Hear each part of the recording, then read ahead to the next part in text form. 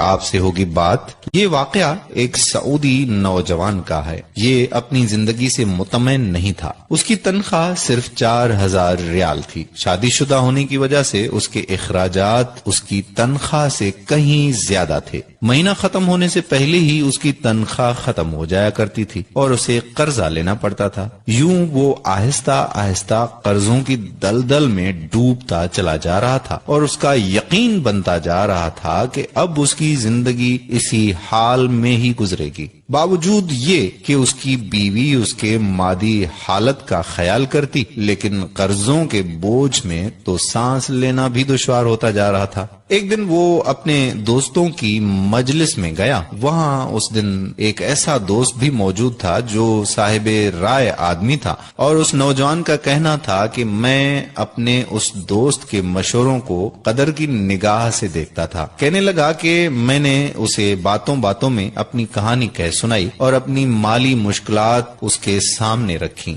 اس نے میری بات سنی اور کہا کہ میری رائے یہ ہے کہ تم اپنی تنخواہ میں سے کچھ حصہ صدقہ کے لیے مختص کر لو۔ اس سعودی نوجوان نے حیرت سے کہا کہ جناب، مجھے تو گھر کے خرچے پورے کرنے کے لیے قرضے لینے پڑتے ہیں اور آپ صدقہ نکالنے کا کہہ رہے ہیں۔ خیر، میں نے گھر آ کر اپنی بیوی کو ساری بات بتائی تو بیوی کہنے لگی کہ تجربہ کرنے میں بھلا کیا حرج ہے، ہو سکتا ہے کہ اللہ تعالی تم پر رزق کے دروازے کھول دے۔ کہتا ہے کہ میں نے ماہانہ 4000 ریال میں سے 30 ریال صدقے کے لیے مختص کرنے کا ارادہ کیا اور مہینے کے آخر میں اسے ادا کرنا شروع کر دیا۔ سبحان اللہ، قسم کھا کر کہتا ہوں کہ میری تو حالت ہی بدل گئی۔ کہاں میں ہر وقت مالی ٹینشنوں میں اور سوچوں میں رہتا تھا اور کہاں اب میری زندگی گویا پھول ہو گئی ہو جیسے، ہلکی پھلکی آسان، قرضوں کے باوجود میں خود کو آزاد محسوس کرتا تھا۔ ایک ایسا ذہنی سکون تھا کہ میں بیان نہیں کر سکتا۔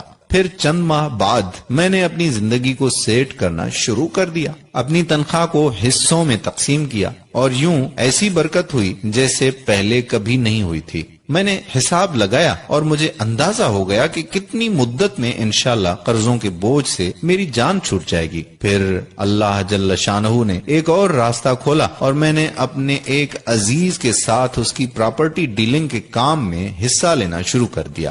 میں اسے گاہک لا کر دیتا اور اس پر مجھے مناسب پروفٹ حاصل ہو جاتا۔ الحمدللہ، میں جب بھی کسی گاہک کے پاس جاتا وہ مجھے کسی دوسرے تک رہنمائی ضرور کرتا۔ میں یہاں پر بھی وہی عمل دہراتا کہ مجھے جب بھی پروفٹ ملتا میں اس میں سے اللہ کے لیے صدقہ ضرور نکالتا۔ وہ کہتا ہے کہ اللہ کی قسم، صدقہ کیا ہے کوئی نہیں جانتا سوائے اس کے کہ جس نے اسے آزمایا ہو۔ صدقہ کرو اور صبر سے چلو، اللہ کے فضل و کرم سے خیر و برکتیں اپنی آنکھوں سے دیکھو گے۔ تو میرے پیارے بھائیوں اور محترم بہنوں، صدقے کی بہت زیادہ اہمیت ہے۔ جتنا ہو سکے زیادہ سے زیادہ صدقہ کریں۔ ایک صدقہ تو آپ ابھی اس وقت نکال سکتے ہیں، اور وہ صدقہ یہ ہے کہ آپ اس ویڈیو کو زیادہ سے زیادہ شیئر کریں تاکہ لوگوں کو صدقہ کرنے کی توفیق ہو، اور جو بھی صدقہ کرے گا اس کا ثواب آپ کو بھی ملے گا اور ہمیں بھی ملے گا۔ جب آپ کسی مسلمان کو تنخواہ میں سے صدقے کے لیے رقم مختص کرنے کا کہیں گے اور وہ اس پر عمل کرے گا تو آپ کو بھی اتنا ہی اجر ملے گا جتنا صدقہ کرنے والے کو ملے گا، اور صدقہ دینے والے کے اجر